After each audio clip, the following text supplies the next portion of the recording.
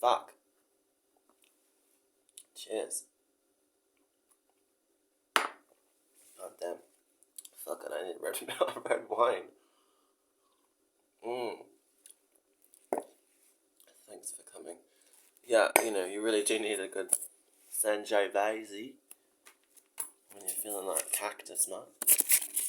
Yeah, man. Using my real voice. Oh, shit. I didn't notice. I don't even know what that is. Right, action, camera, whatever. It's like sunset. It was a good day, actually. It's quite nice. I'm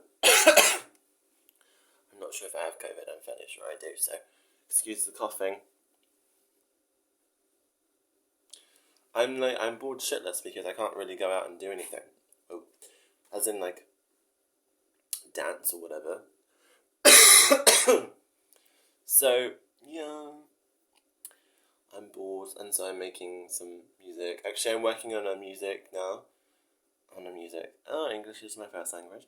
I'm working on music now, which is actually about this Mika person.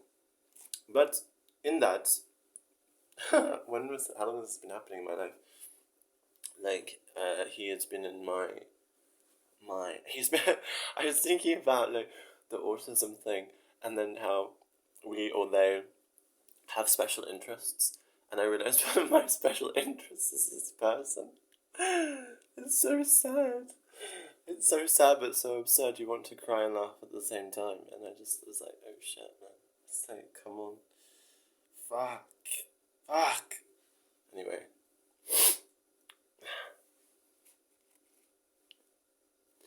I need to get a gold tooth, that's what it looked like. Whoa, I'm not, this is all, like, I've had nothing. I've had, like, not even a sip, just a sip. A mere sip from the crystal glass of red wine. Okay, right. Chef's kiss. Let's get into the program that you all ordered. Well, let's start with some declaratives. Right. I am an aesthete. I'm a dandy. Obviously. Alla sprezzatura. La dandy. But anyway, that's whatever. I'm like a trash dandy. La sprezzatura. Sprezzatura. Ah. Bambino, mamma mia. Okay. Anyway, well, sprezzatura as well. That's sprezzatura. Yeah.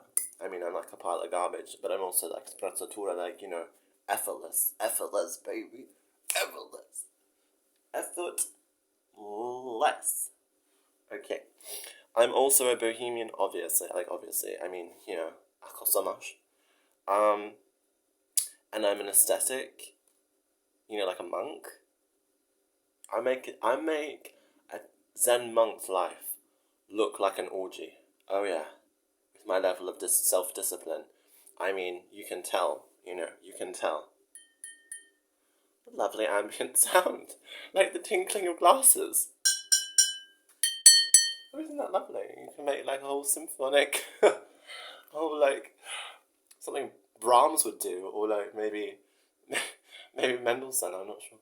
But anyway, something beautiful and vaguely, or Chopin, vaguely melancholic. And I'm also obviously a sensualist, which means that I like, because I am blind, but also slightly deaf in one ear. It's good to be able to use your other senses to compensate for your disarticulations in terms of the sort of receptacle for a soul that you find yourself trapped in, otherwise known as body. Anyway, shall we continue? Ladies and gentlemen, and those of you clever enough to have transcended the mortal coil or gender. Pleasure, beauty, freedom, art, music are the high points of life, right? Pure, unmitigated sensuality, aesthetic. We only have this life, and so most of it is lived in a sort of perpetual consumerist haze of artifacts, objects. I consume, therefore I am. Desires, usually subliminally marketed to your little brains. But anyway, moi aussi. Next page. Next page. Okay, no, but I do want to get to a point now where we're going to have a little transitione into, I'm not sure if that's professional Italian or not, but anyway, I'll leave that to the viewers.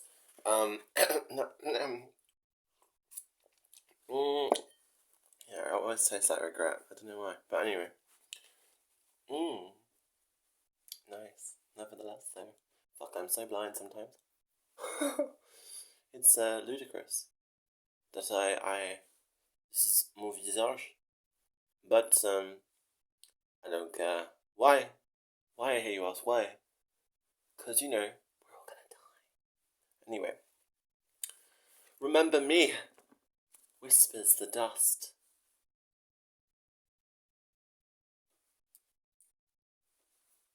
I'd love to hear a comeback.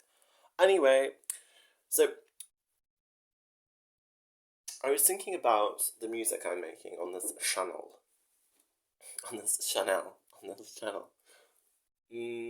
And I realised that, of course, a lot of it's to do with my fantasies. And these are mainly from a point of beginning of, sexual intercourse. I mean, I was going to say something more poetic, but I couldn't think of the word. The libation to Dionysus is getting to my head. Anyway, enough about drinking. Don't encourage me. Don't encourage me. Reflection. And I realised that these men, and sort of one woman recently anyway, sort of rejected it and in a sense psychologically abandoned me. In the end, which is what happens in casual sex anyway, right? You seldom ever do you see them again. Maybe see them once again if you're lucky, but never more than that really. What, three? Maybe 3 times, but very rarely. It's usually just one off, hit and run. And in the end, they just go. It's another form of commodity. It's another form of commodity fetishism in a sense, actually. We are all like sparkling diamonds, but plucked and then actually, diamonds are as common as dirt, pretty much. I mean, they're maybe one step above dirt, but so are humans in a sense, as the casualization of sex, which of course is paramount in the homosexual underground anywhere on earth. I've looked. So I created what I would have liked, what in the end, I wished in a way as a fantasy, could have continued. Vis-a-vis my declarative at the beginning of this video, why I said that I'm an aesthete, I am a dandy, I am a boheme, I am these things, I'm a sensualist, but it also, of course, means that in a sense I'm a romanticist. I'm a romantic, which is of itself a philosophy and also an aesthetic, of quite profound illusion, projected. It's a psychopathic illusion, actually, in many ways. That's why they end such sticky or disease-ridden ways. These people, the acolytes of romanticism, the first one, like Byron, Shelley, Keats, etc. It never ends well because they are living life. It never ends well in the sense of almost like a bourgeois interpretation of what life is supposed to end up like. What, you start off as a Cadillac and you end up as like a Volvo, at the end of your life.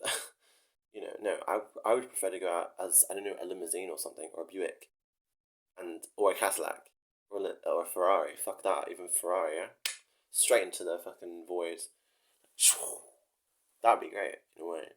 But I don't have the dosh, darling. I don't have the money to do that one. Not a Ferrari, but maybe I'm a Cadillac. I don't know. Maybe I'm a Cadillac. Or, yeah, something like that. That'd be nice. Babylon in Babylon, floating on the waves. There's a lyric in that song. It's en français, but mais en anglais, East floating on the waves of, what did she say, Buick, Rolls Royce, Cadillac, things like this, and it's a metallic night, and she's using the idea of waves. You should listen to this song. It's called Babylon and Babylon. Actually, I'm probably going to record the whole bloody album soon anyway, but put it in English. But yeah, very beautiful song. It's actually Brahms, and they rewrote it with electric guitar and a bass. It's really beautiful. But the lyrics are really stunning. The lyrics are really anything really goddamn that Gainsbourg touches is just, when you translate it into English, it's so oh shit, man. It's like Bob Dylan or something sometimes,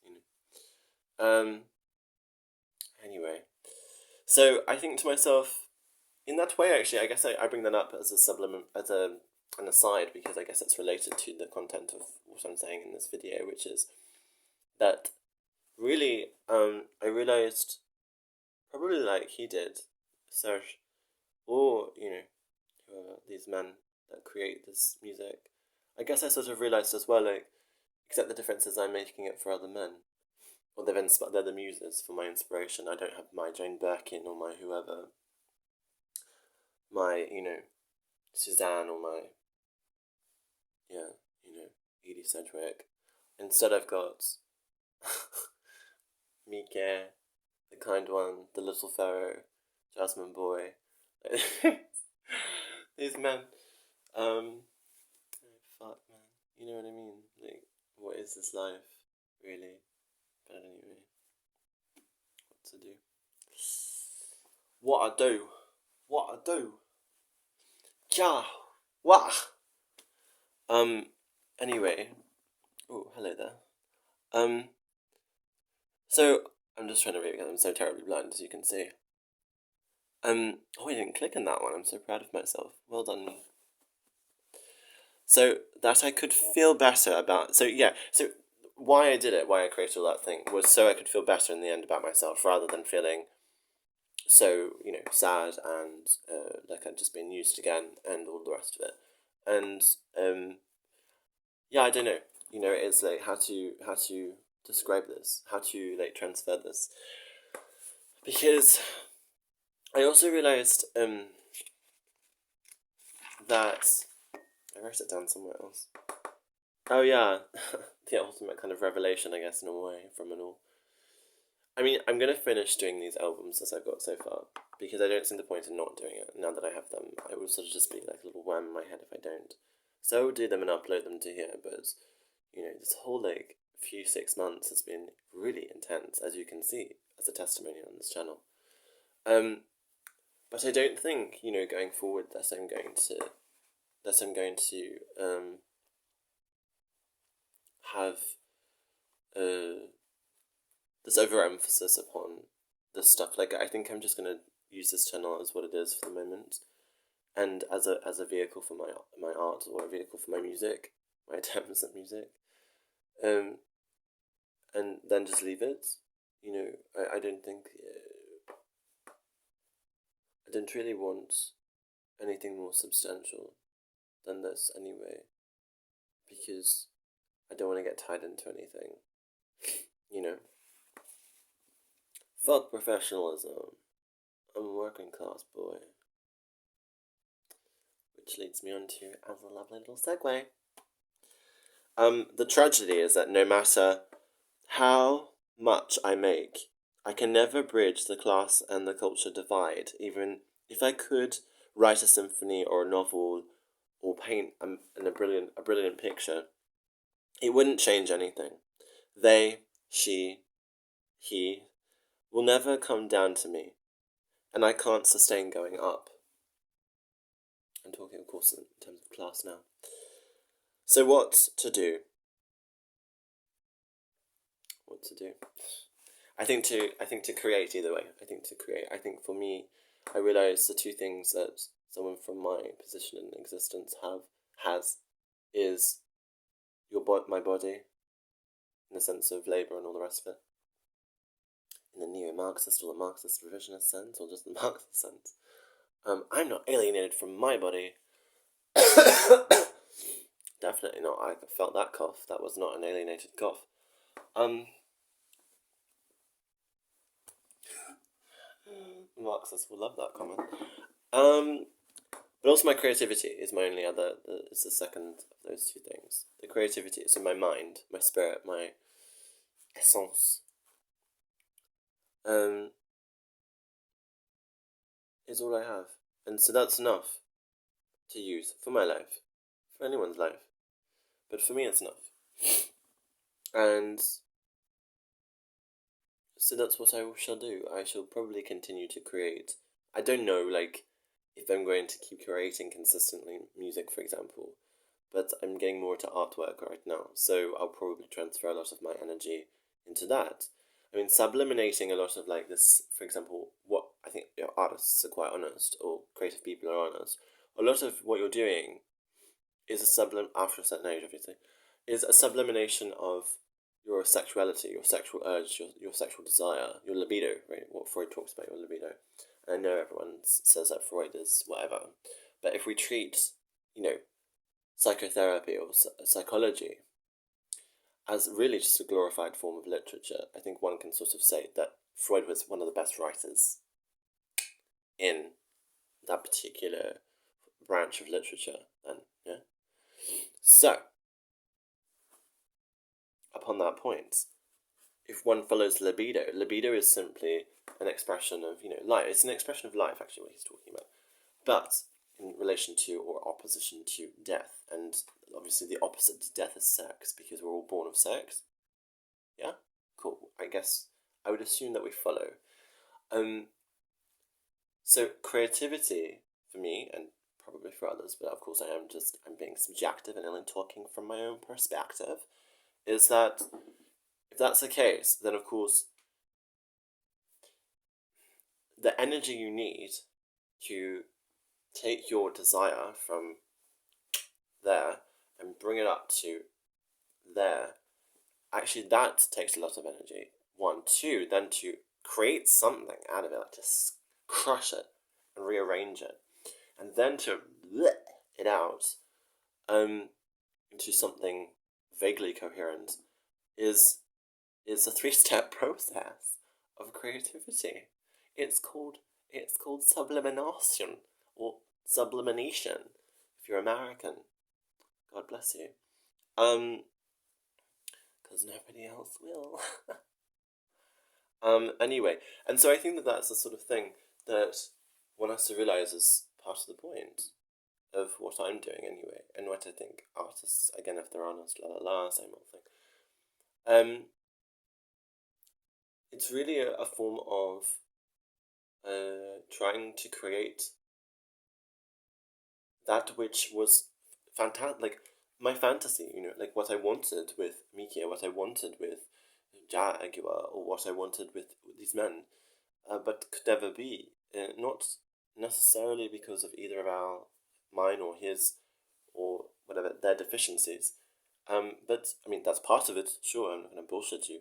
But it's that thing at the same time where I realised, well, it would never have happened, and if it had happened, it would have been like a pseudo relationship. I mean, who has relationships nowadays?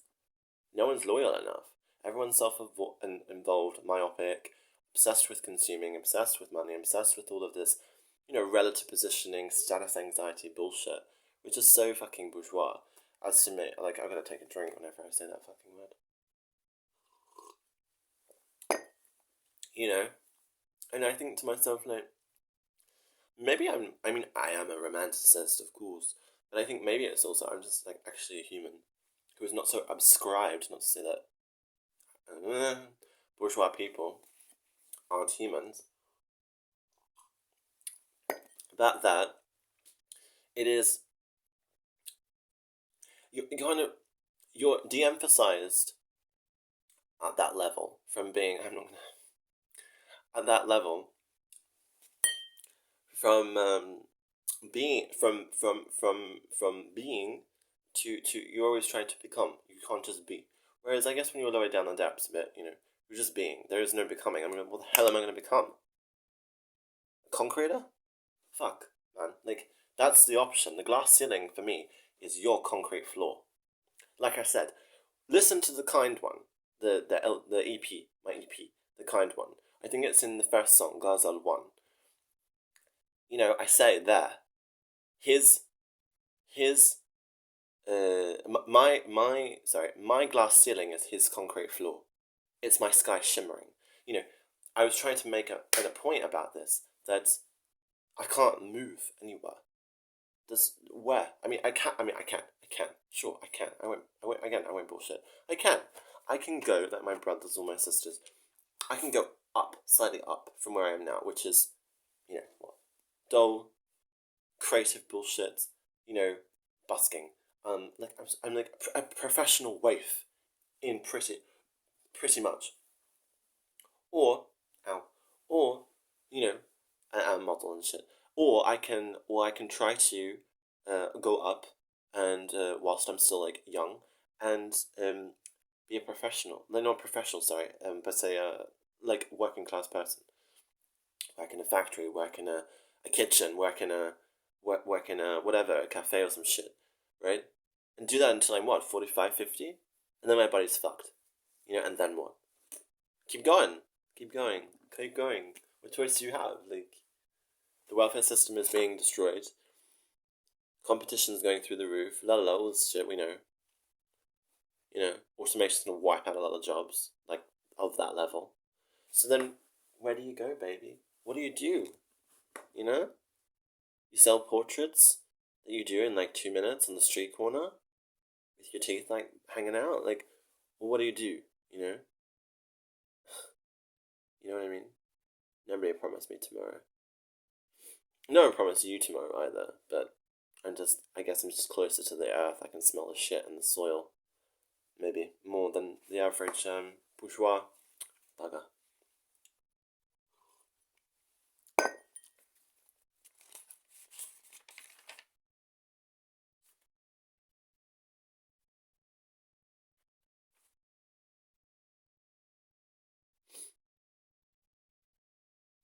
So I thought to myself, yeah, don't focus on trying to fit in. Why? Why would I try to focus? Which is what I've done, right? But now I'm a bit older. I turned 32 in about, I don't know, a week or two. Why focus on trying to fit in with people who don't give a shit? And who also are from a fundamentally different background. Again, not just these migrant Indians, for example, but fellow white people who are, you know, middle class. I was trying not to say that word. Middle class, not the French word. And I think that's the thing. I'm not from the middle class, and I try to articulate myself like I am because I've learned that that's how I get through life. If I spoke how I do with my brother's friends or my brother or my family to some degree, like that, uh, people would not really. If you went into the places where I hang out, it would really jar. It would be grating the ear. Or it would just be, or you move, it would be intimidating to these people. Because how do I know? I've done it before when I was younger, when I was, a decade ago, 21, 20, 22. Like, of course, I didn't know any different, really. So that's what I was like. We have a show here in Australia called Kath and Kim, and have very broad accents in this. Obviously, it's a satire, like a comedy. But I used to speak a lot like that. Actually, I did used to speak exactly like that. That's where I'm from. That sort of broad, relatively broad accent, So this is an articulation because then generally people in the world or in my society in Melbourne, in the metropolitan, I didn't say the full word, middle class society, they're sort of more posh. They don't, and they can read you straight away.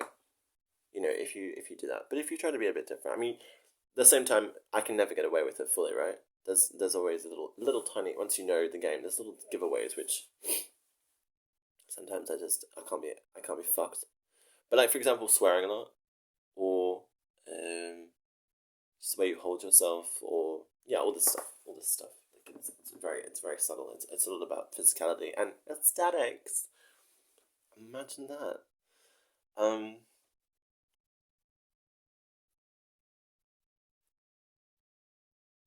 yeah. Anyway, I realized also I need to get away from like it's already hard enough on this point with people from my own cultural background, from my society. This is already hard enough a lot of the time, the class thing. But you couple the class thing with a cultural difference, and it just becomes like a really unbelievable uphill kind of thing. I mean, I understand, for example, Italian culture, some Greek culture, French culture, obviously, Japanese culture, things like this, and obviously now, for example, Indian culture, or yeah, and but the thing about I've realized about Indian culture, unlike these other cultures, apart from Japanese probably, and maybe Greek, is that you can never be assimilated. I could never be. I could never be assimilated.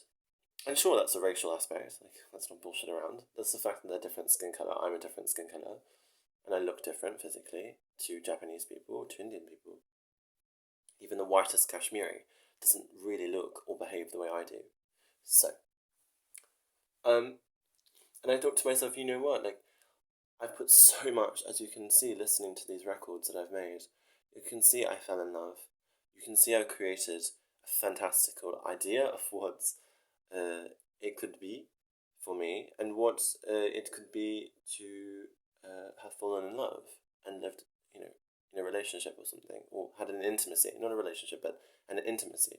And you will see this further with the things I will come out with, because I'm not, as I said, finished yet. There's a major thing I need to finish relating to this theme, my special interest. Again, sort of. My special interest, perhaps even bigger than Mike, was actually India itself, probably because of him, but also before. And because I was quite interested in India when I was, I don't know, 25, 26, when I started working with Indians, you know, or South Asian people. And I think it was that thing where now I realize 6 years, 7 years later that I understand it. Like 80% done is done. 80% of understanding something is you understand something. Because the rest is sort of just nuances which are probably not even applicable or available to you anyway. So the fundamental is 80%, I mean. And so for me, I'm at that juncture, actually, I realised just the other night. And I think that that's fine. Because that's my story, that's my life, that's my trajectory. And now I'm sort of done with trying to, I don't know, trying to constantly obsess about this culture and these people and trying to make sense of that and trying to reinterpret it for other Caucasian people, European people, whatever, English speaking people, as if they couldn't do it themselves. Do you know what I mean? I found it sort of like quite condescending to be doing this. So it's not really. So I didn't really do much of that anyway because I found it sort of a bit repugnant to begin with. That I would be like the white savior, which I think is just not kosher. It's just bullshit. Um, and I think actually to be a white savior speaks from a profound ignorance of the culture to which you think you're speaking for, because you've interpreted it or you think you have. But I don't know. I think for me, I've just also come to the end of my passion for my desire for these people, in the sexual sense, going back to creativity as a libido construct. I think that's if I'm trying to just be honest. I know which is rare in this world now. To be honest, it's quite a rare thing. Funnily enough, sadly enough. But yeah, so I think I need to leave. I need to move on. I need to move on from this, and I think this channel will be the sort of full loop cycle of this, in a weird sort of way, with the music and these dialogues. I don't know. I mean, my queerness, for example, the fact that I'm not, I mean, queer, yes, in the sort of sexual sense and the gender sense, but queer in the sense that I'm just not normal, actually, in the way I am. And maybe you can say that it's down to autism, or that it's down to that I'm, homosexual, whatever. And I have many thoughts I would like to share, most of them controversial, highly, highly volatile, to most people within those communities, because again, I'm interested in the truth, and I'm interested in breaking apart things which are just accepted, which I think are not really helpful, um, and actually are profoundly maladaptive. I mean, I would not say that my overall experience with um, the underground, let's say, to encapsulate all of it, has been particularly tiptoe through the tulips, resonant with that rainbows and unicorns and all this sort of shit. I think that's a contrivance, which is sort of like the packaging says unicorns, rainbow, inside is a pit of vipers, you know, under the beautiful mask is a festering face. So I think that that's the problem for me, is the there is this sort of unfortunate dichotomy, and I think no one's really leading by example in the sense of trying to be a good role model.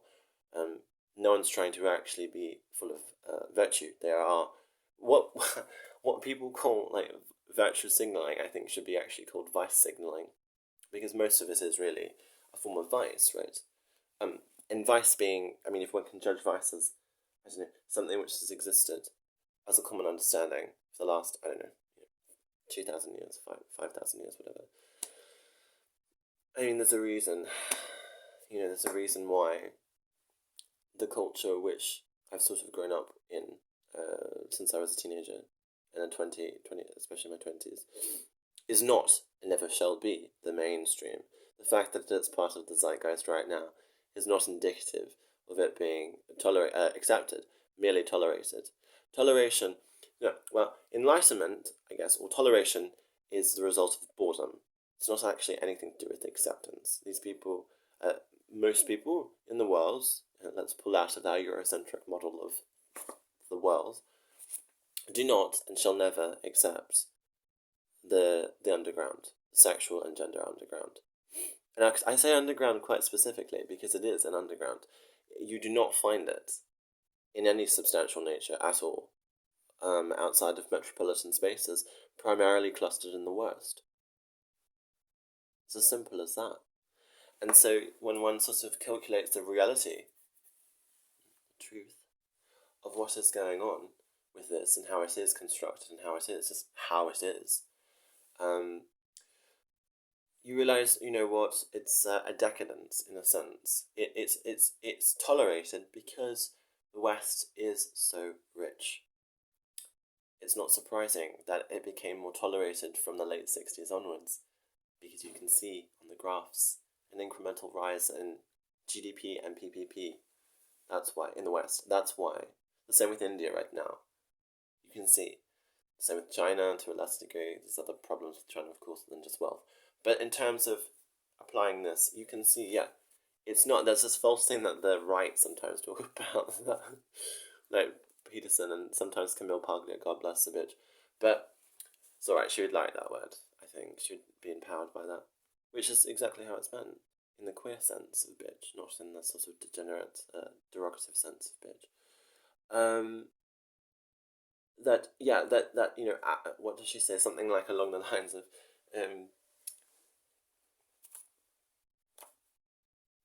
gender dysphoria, or whatever, androgyny, happens at the end of a period of, in decadence. It's sort of aligned, or it's synthesized a long time as a symptom of decadence. But actually, if one looks at it and knows, some basic shit about history, yeah, that's not really the case, eh? Like, it's not exactly the right model, I don't think. Like, I mean, it is in a way. It can be in a way a decadence, these sort of like cyclical things. But I think not so much.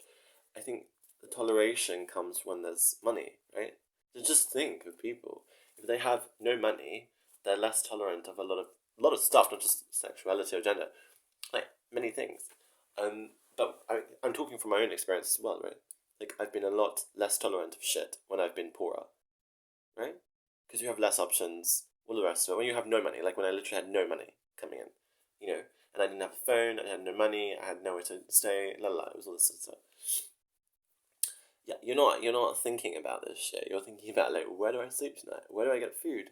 What am I doing? Who can I trust? It's not like you live almost like an animal, like it's more instinctual. when you have money, when you have time to think, when you're secured, like Maslow's hierarchy of needs type esque stuff, you do realize that's when you think, oh, la la la. So the reason why also it's come up to be like part of the zeitgeist is simply because there are more bourgeois people. Bugger. There are more children of the middle class, and my generation, the millennials, are the biggest since the boomers in terms of demographics. So it makes sense that there's more of these people around. There's just more people who are at the right conjunction between temporality and spatial. Like, that we live at this time, one, and two, that we are, well, they are, the offspring of, the richest generation in history, which essentially means that it is middle class, otherwise known as, you know the word. So,